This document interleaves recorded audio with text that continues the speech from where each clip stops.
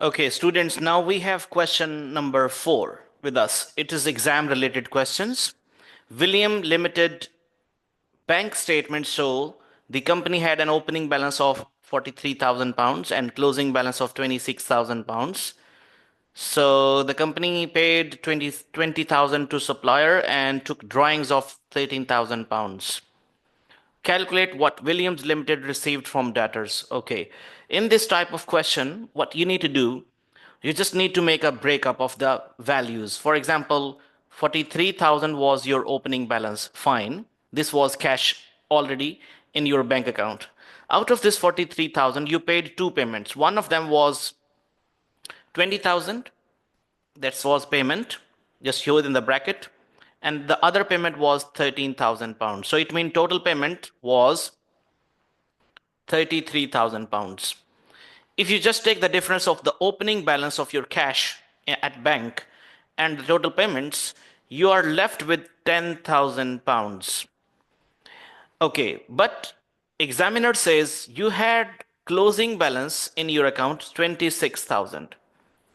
But as per your calculations, your opening balance was this, your total payments were this. It means the net cash was 10,000. So there is a one missing value due to which your closing balance was 26,000. So it means if you have 10,000 as net cash flow, how much you extra received which made your balance 26? That missing value is going to be 16,000. So it means the missing value was cash received from debtors. It was 16,000 and the net cash of your bank balance was 10,000. So the closing balance is exactly 26,000. So the answer is A. Let's move to question number 5. Here we go. We have three types of inventories with us: CHB, DLA, and ENQ. Okay. And the cost of inventories are given. The selling price is also given. By the way, the rule of inventory to present in the balance sheet is you need to calculate two things. One of them is cost of inventory, other one is NRV, and the rule says whichever is lower, you need to present the lower value in the balance sheet because you need to apply a prudence principle. Okay. You need to apply a prudence principle in your balance sheet. Fine. Okay, let's calculate that. Item DLE will be sold at a discount of 30% after the year end. Okay, this is the cost of this DLE and it will be sold at 30%. So if you take this 30%, it means 12,000 times 70%. It's near realizable value because 30% is discounted. So it's going to be 8,400. That's NRV. And the cost is 10,000. So which value should be presented in the balance sheet? Obviously lower value, 8,400. What about the previous value? 6,000 is the cost, 7,000 is selling price. And formula for NRV is selling price minus cost to sell the inventory. So the first inventory cost is 6,000. NRV is 7,000. The lower value is 6,000. So we will take 6,000 into the final value presentation. Third, just read this last line. E and Q requires packaging before it can be sold, and this is estimated to be 4,000. So it means its cost to sell is 4,000. So if you just minus this 4,000 from 15,000, its net realizable value is 11,000. Its cost is 13, NRV is 11, so we will take 11,000 into consideration, 11,000 and the cost is 13,000. So final value to be taken into account for final valuation is 11,000. So just take the difference, take addition of all these values which we have considered final values, 6,000, 8,400, 11,000. So if you add all of them, it becomes 25,400. This was just my mental mathematics. Let me calculate here. 6,000 plus 8,400 plus 11,000. So our answer is 25,400. So the correct answer is A. That's it. So let's move to the next question.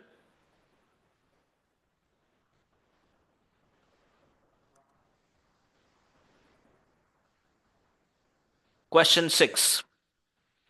Adams Public Limited buys and sells handbags for cash. Okay. It means this is cash basis accounting they are using. It buys for $20, sorry, 20 pounds each and sells for 35 pounds each. On each item, for example, they are selling 35 and their cost is 20.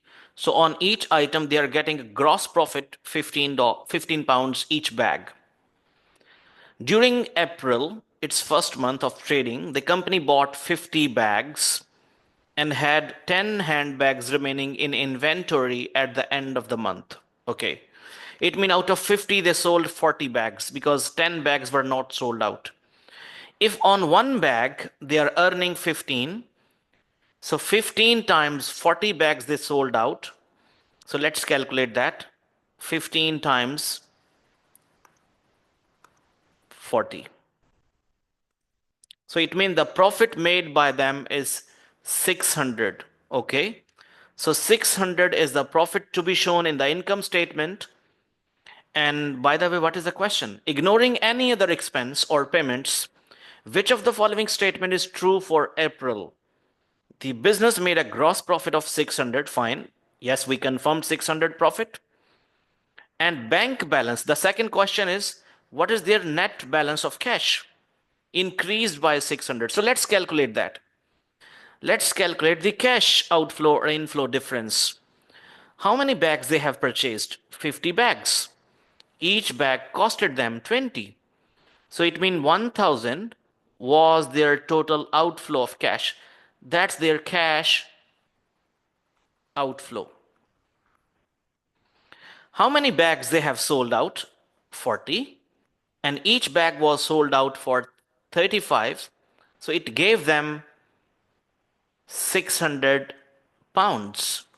That is their cash inflow. Okay. Now we are considering what is the difference of cash in the bank.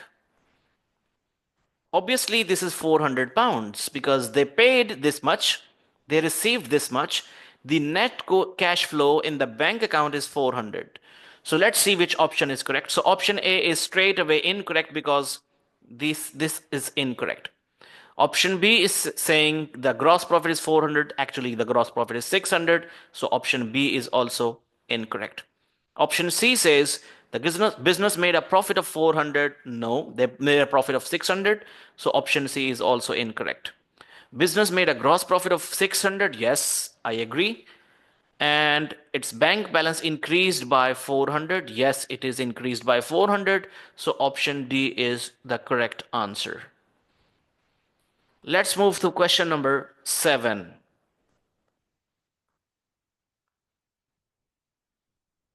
Okay.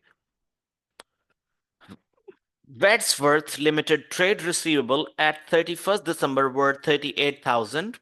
So this is their debtor account, trade receivable, including an amount of 4,000 owed by Clark Limited.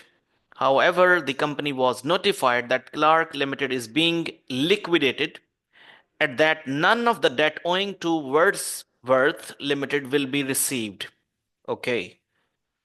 So it means the total receivable was 38,000 and 4,000 is going to be bad debts and remaining good receivable or net realizable value of receivable is 34,000. So this is net realizable value of receivables.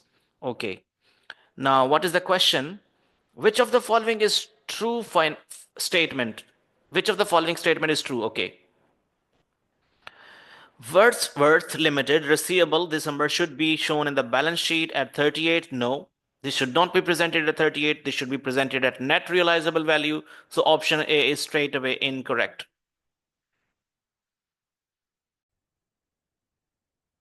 Option B says Wordsworth Limited trade receivable should be shown in the balance sheet at 34,000. Yes, it is correct. And no amount charged to statement of profit and loss for bad debts. No. The bad debts should be 4,000, should be presented in the income statement. So this is also incorrect. And third statement says receivable should be shown in the balance sheet for 34 and 4,000 should be charged as bad debts expense. Yes, it is correct statement. So the answer is C. Stay connected with this video channel. We will be joining you back. Thank you very much.